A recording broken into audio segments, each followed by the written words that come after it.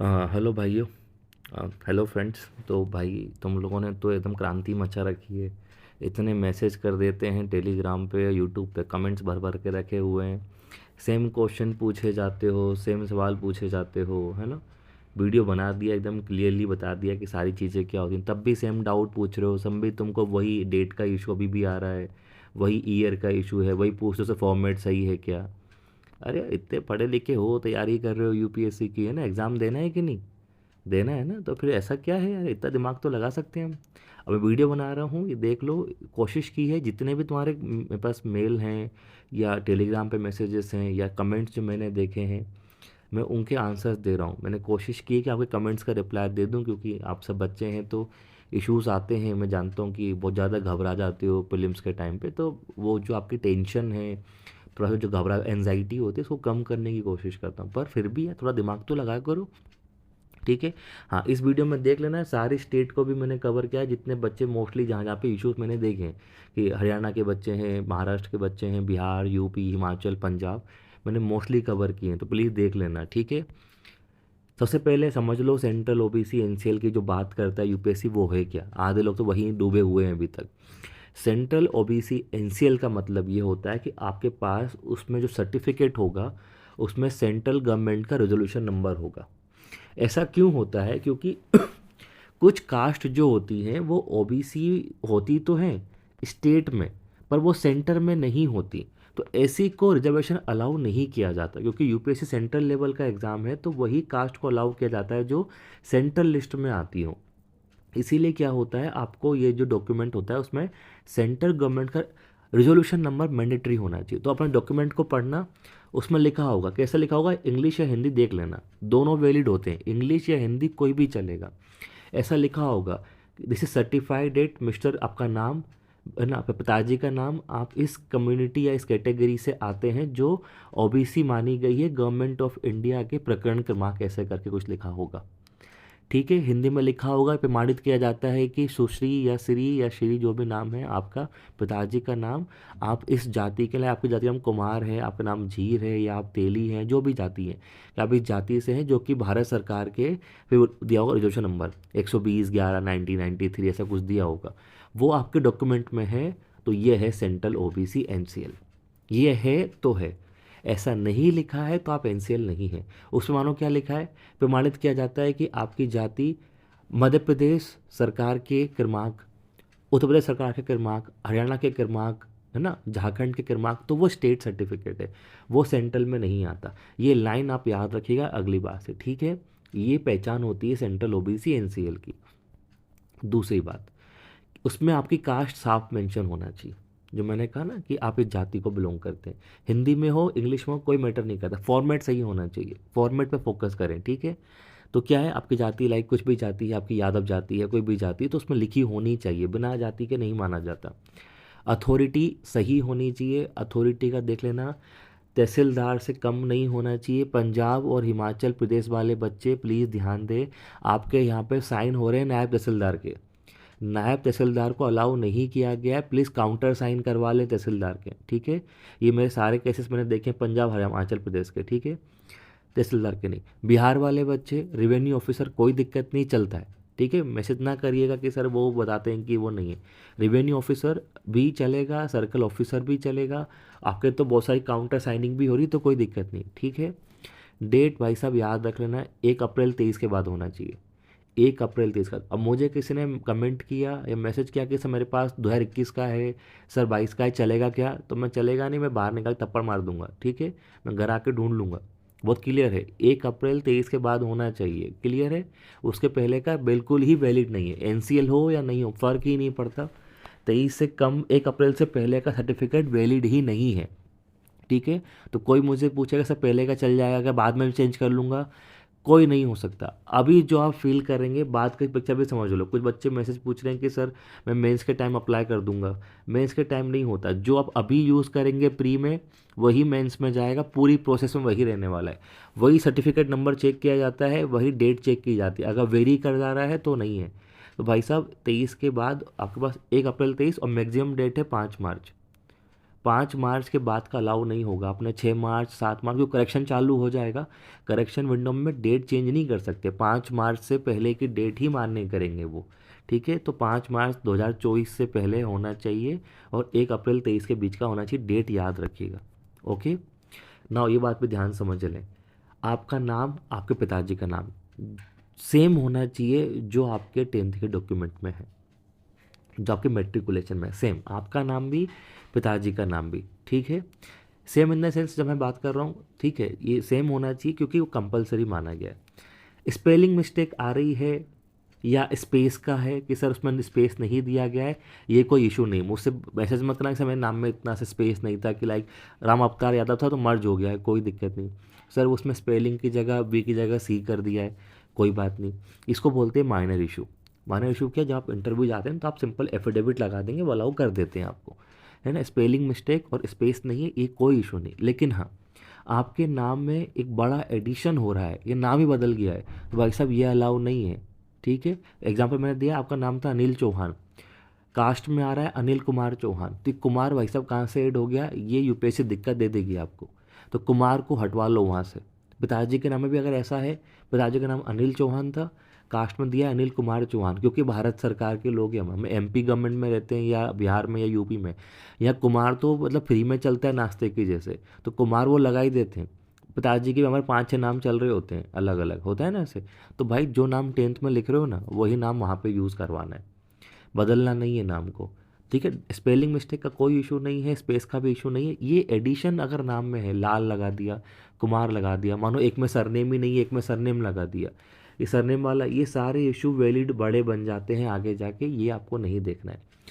याद रखिएगा, एक स्पेशल केस बना, मुझे पता है कि आप लोग क्या करने वाले, मैसेज भर देंगे मेरे भी थोड़ी देर बाद ही। वो दूसरा बता रहा हूँ महाराष्ट्र वालों के लिए। महाराष्ट्र के जो बच्चे हैं, कैंडिडेट जो है, उनके नाम में अगर वेरिएशन आ रहा है कि फादर का नाम ऐड हो रहा है, तो वो इशू नहीं होता। आप इसके लिए मैंने पूरा एक मेरा बना रखा है वीडियो, यूपीएससी डॉक्यूमेंट लिस्ट, वहाँ पे मैंने बता रखा है, वहाँ पे आप पढ़ सकते हैं। बस अभी काम की बात ये है कि नाम सेम होना चाहिए, ठीक है।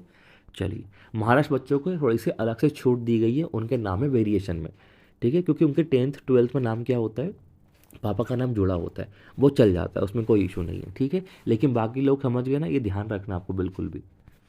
इसके बाद क्या ध्यान रखना है आपको, सर्टिफिकेट जो आ रहा है सर ऑफलाइन बना है, सर ऑनलाइन बना है, सर डिजिटल है, भाई सारे वैलिड है। बस ओबीसी एनसीएल होना चाहिए सेंट्रल लेवल का, ये है तो मुझे offline online Hindi English Sanskrit कोई सी भाषा में मुझे कोई दिक्कत नहीं है, होना चाहिए, सारे वैलिड है। बस ध्यान रखो, अगर ऑफलाइन के हो तो साइन और सील भाई साहब लिखवा लो, साइन सील लिखवा लो, साइन सील के बिना काम नहीं चलेगा।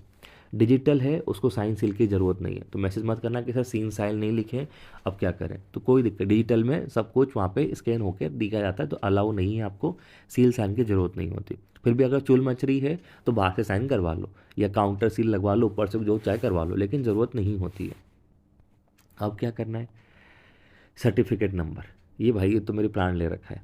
सर्टिफिकेट नंबर अगर आप डॉक्यूमेंट देखेंगे जब फॉर्म भरने जाएंगे, वो आपसे पूछता है कम्युनिटी का बताइए नंबर, कम्युनिटी सर्टिफिकेट नंबर।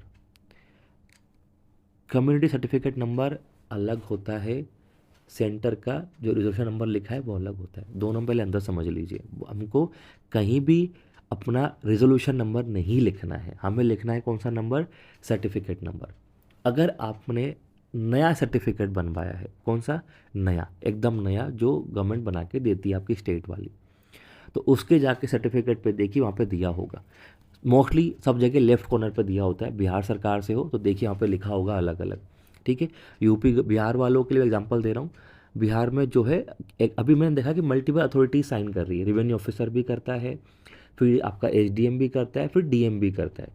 तो सर्टिफिकेट नंबर कौन सा यूज़ करना है, जिस अथॉरिटी का आप नाम डाल रहे हैं। अगर आप एसडीएम का नाम डाल रहे हैं तो एसडीएम के सामने जो सर्टिफिकेट नंबर लिखा है वो यूज़ करेंगे, एसडीएम के सामने जो डेट लिखी है वही आपको यूज़ करना है, ठीक है, उन्हीं का डेट।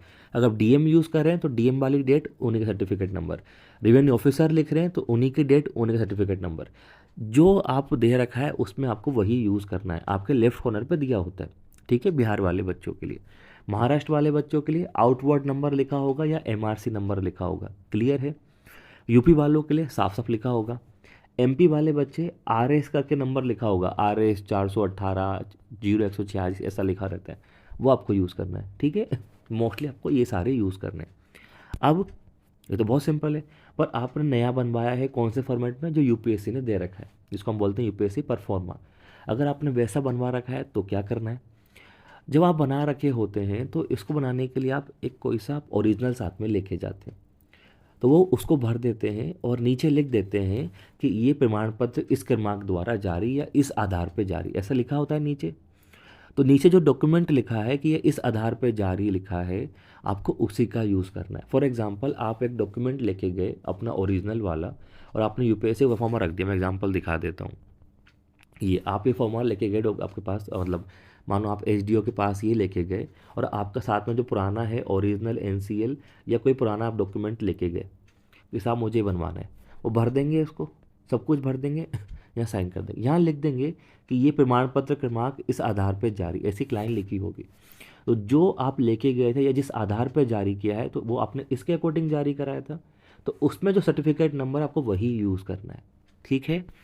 जो नीचे आपने लिखवाया है उसमें लिखा होगा साफ साफ कि इस प्रमाण पत्र क्रमांक या इस प्रकरण क्रमांक जो दिया होगा उस सर्टिफिकेट के आधार पर जारी किया जाता है, ऐसी एक लाइन लिखी जाती है। तो वो जो ओरिजिनल सर्टिफिकेट आपका है, आपको उसी का ही डॉक्यूमेंट क्या करना है, यूज़ करना है, ठीक है।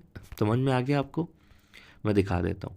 तो ये आपको एग्जैक्टली वही यूज़ करना है। अब क्वेश्चन ये आता है कि सर वो तो 15 का था, 16 का था, 17 का था, 18 का था, वो मैटर नहीं करता, क्योंकि जब आपकी कम्युनिटी होती है, कम्युनिटी आपकी एक ही बार बनती है, ठीक है। कम्युनिटी कई जगह स्टेट द्वारा बनाते ही नहीं है, आप एमपी में होंगे तो दोबारा बनती ही नहीं है, बहुत जगह कई स्टेट नहीं बनाते क्योंकि वो कास्ट एक ही बार आपकी फिक्स हो गई तो हो गई। तो सर्टिफिकेट ओल्ड हो, आप बोलो सर 2012 का है, 15 का था, पुराना तो नया, तो पुराना तो 19 का था, वो मैटर नहीं करता, क्योंकि आपने वो बेसिस बनाया था, आपने नया बनवा लिया, नीचे लिख दिया है, बस डेट बदल जाती है ना, आपका सर्टिफिकेट नंबर नहीं बदलता। कई लोग आ रहे हैं उसमें 2015 लिखा है, 16 लिखा है, वो इशू नहीं है, क्योंकि वो आपका ओरिजिनल सर्टिफिकेट था। उसी आधार पे आपने जो नॉन क्रीमी लेयर होती है, आपने एनसीएल नया बनवा लिया, क्योंकि एनसीएल की जो सेंट्रल जो एनसीएल होता है उसकी वैलिडिटी कितनी होती है, 1 ईयर की होती है, ठीक है। तो आपका जो कम्युनिटी सर्टिफिकेट है वो पुराना होगा नो डाउट, लेकिन अगर आपने यूपीएससी का नया बनवाया है फॉर्मेट, तो उसका मतलब ये है कि आपको सर्टिफिकेट नंबर पुराना ही यूज़ करना होता है, ठीक है। अब इशू क्लियर है ये वाला। इसके बाद बचता फाइनेंशियल ईयर का इशू। फाइनेंशियल ईयर का इशू मेरे भाई जो 3 साल का मांगा गया है, 20 21 21 22 22 23, ठीक है। ये सारे काम मेंस में आने वाले हैं। जब मेंस में जाएंगे, डाफ भरेंगे, ओबीसी एनेक्शर, वहाँ पे इन 3 साल की वो आपसे इनकम मांगता है, फिल करने को पूछेगा। पापा की क्या इनकम है, मम्मी की क्या इनकम है, खेती से कितनी इनकम है ना, सैलरी है तो उससे कितनी इनकम, आपसे इनकम पूछता है, उसको भरते हैं, है ना। उसके बाद वो आपसे पूछता है कि भाई आपका ITR फल ITR भरते हो, आप बोलोगे हाँ भरते हैं, तो डॉक्यूमेंट अटैच कर दीजिए। आप बोलोगे सर ITR नहीं भरते, तो कोई बात नहीं, सर्विस करते हो, पे स्लिप है तो पे स्लिप लगा दो।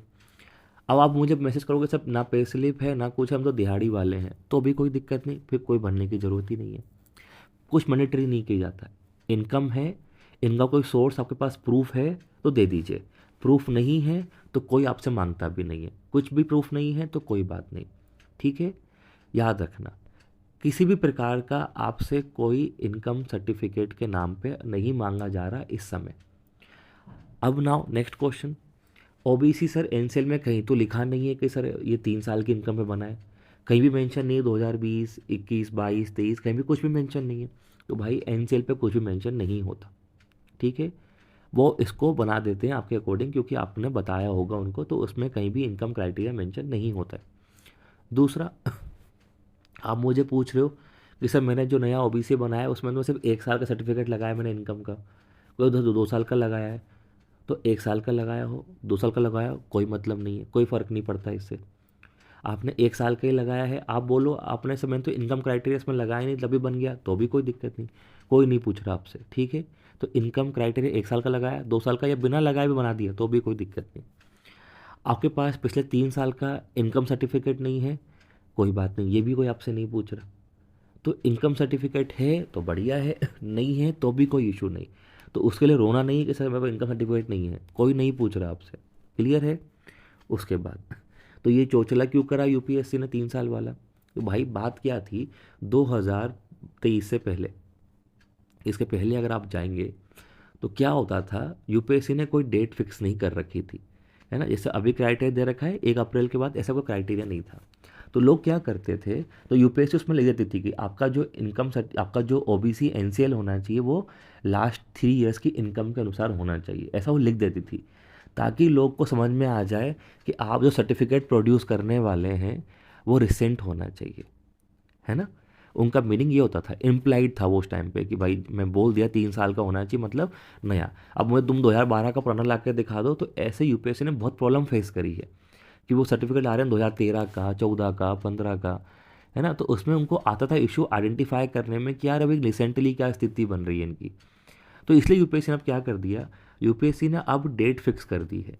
डेट फिक्स करने का एक बड़ा फ़ायदा जो रहा है कि अब डेट जब फिक्स हो गई है आपकी 1 अप्रैल, तो मतलब आपका जो सर्टिफिकेट होगा 1 अप्रैल के बाद वाला, वो सारे सर्टिफिकेट वो होंगे जो 2022-23 या जो पुराने फाइनेंशियल ईयर है उसी आधार पे बने होंगे। तो ये जो 3 ईयर वाला है वो अब इम्प्लाइड हो गया। ओके, इम्प्लाइड का मतलब ये है कि अब वो जो आपका सर्टिफिकेट है वो यूपीएससी जानती है कि ये नया बना है, और जब भी नया सर्टिफिकेट बनता है तो ये करंट इनकम जो आपकी लास्ट ईयर की रही होगी, क्योंकि अभी 23-24 फाइनेंशियल ईयर चल रहा है, 23-24 फाइनेंशियल ईयर चल रहा है, तो वो तो बना नहीं सकते आप। तो जो लास्ट फाइनेंशियल ईयर आपका रहा होगा वो उसी आधार पर बना होगा, ऐसा इम्प्लाइड हो जाता है। बस इसीलिए डेट डाल दी गई है, और डेट डालने के बाद वो 3 साल की इनकम का इतना मीनिंग नहीं रहा जितना कि पहले हुआ करता था। आ गया मीनिंग समझ में? इसीलिए सारी बात करी है। क्लियर है? तो मैंने आपके यहाँ पे कोशिश की है कि आपके भाई सारे डाउट मैंने क्लियर कर दिए, इनकम वाला सारी चीज़ों को लेके, है ना। अब डाउट नहीं आना चाहिए। अब ना कुछ बच्चे जागेंगे नींद से कि सर मेरे पास तो सर नया वाला है ही नहीं, पुरानी डेट का ही रखा हुआ है 21 का 22 का, तो भाई देख लो क्या करना है। आपके पास स्टेट का बना हो पहले का, या कोई पुराना ओल्ड एनसीएल हो, ये उन लोगों के लिए। नए वालों के लिए तो पूरी प्रोसेस नहीं करनी पड़ेगी, आपको इनकम लगाना पड़ेगा, पूरा काम करना पड़ेगा। जिनके पास पहले का बना हुआ है कुछ ना करे, डाउनलोड करें फॉर्मेट यूपीएससी साइट से, ना भी है अपने कलेक्टेड ऑफिस जाएं, वहाँ पे मिलता है सर्टिफिकेट, वो उठा लें, वो भी चलेगा। अथॉरिटी के पास जाएं, एसडीओ एसडीएम डीएम जहाँ जाएं, वहाँ पे उनको दिखाइए न्यू फॉर्मेट, उसको भर दीजिए मैनुअली सारी चीज़ें, और उनको बोलिए साहब इसको साइन कर दो। ये वाला बता रहा हूँ मैं आपको, ये वाला लेके जाएं अपने साथ, है ना। ये डाउनलोड भी कर सकते हैं यूपीएससी के साइट से। आपके पास ये नहीं है, कोई दूसरा है, क्योंकि हर स्टेट के पास अलग अलग चल रहे हैं। पर मैं बता चुका पहली स्टार्टिंग में कि क्या क्राइटेरिया होता है, उसमें ये लाइन लिखी होनी चाहिए, ये लाइन बस, कि it is the backward class under government of India, ministry of social justice and empowerment, resolution number ये लाइन आपके डॉक्यूमेंट में है, तो वो ओबीसी एनसीएल है। इसको भरवा दीजिए सब लोग मिलके, ठीक है। ये सब भर दीजिए, यहाँ साइन वगैरह करवा दीजिए, तो आपको ये काम आ जाएगा। ये है या ये वाला है, कोई भी चलेगा। मैं एग्जांपल दे रहा था आपको वाला, ये प्रकरण क्रमांक आपने लिखा होता है, नीचे जाएंगे ना, इधर नीचे खाली पेज पे कोई लिखा होगा कि इस आधार पर जारी, तो वहाँ पे जाके देखिए पुराना डॉक्यूमेंट कौन सा मेंशन कर रहे हैं, उसी का सर्टिफिकेट नंबर लिख देना, ठीक है। ये भी चलेगा, वो भी चलेगा, दोनों आपके वैलिड होते हैं, ठीक है। तो भाई साहब मैंने डाउट सोल्व कर दिए हैं, उम्मीद करता हूँ मैसेज नहीं आने चाहिए, ठीक है। मैसेज आए तो मैं फ़ी चार्ज करूँगा अगली बार से कि साहब पैसे लाओ, मैं ना फोकट काम नहीं कर रहा मैं इतना। आ गया मीनिंग समझ में? फिर से बता रहा हूँ, मैंने सारे डाउट्स क्लियर किए हैं, फाइनेंशियल ईयर, सर्टिफिकेट नंबर। अगर कोई बात छूट गई हो मुझसे तो उसी का डाउट पूछना, ठीक है। जो बता चुका हूँ उसका डाउट नहीं पूछना। वीडियो को ज़रूर लाइक कर देना, बाकी बंदों में शेयर कर दो, चैनल सब्सक्राइब कर दो, ठीक है। इतना बोलने की ज़रूरत नहीं होनी चाहिए। चलिए, थैंक यू। जल्दी जल्दी फॉर्म भर दो, बाद में सेंटर्स नहीं मिलते हैं, ठीक है। और हाँ, करेक्शन वाली बात भी समझ लो, कई लोग करेक्शन, सब करेक्शन हो जाता है बाद में, कुछ भी नहीं छोड़ सकते, टेंशन मत लो, फ़ोटो साइन सब बदल सकते हो, दोबारा क्वेश्चन पूछने की ज़रूरत नहीं है, ठीक है। तो जल्दी फ़ोटो फॉर्म भरो और आगे जाके पढ़ाई चालू करो, एग्ज़ाम निकालने की नहीं। चलिए, ऑल द बेस्ट।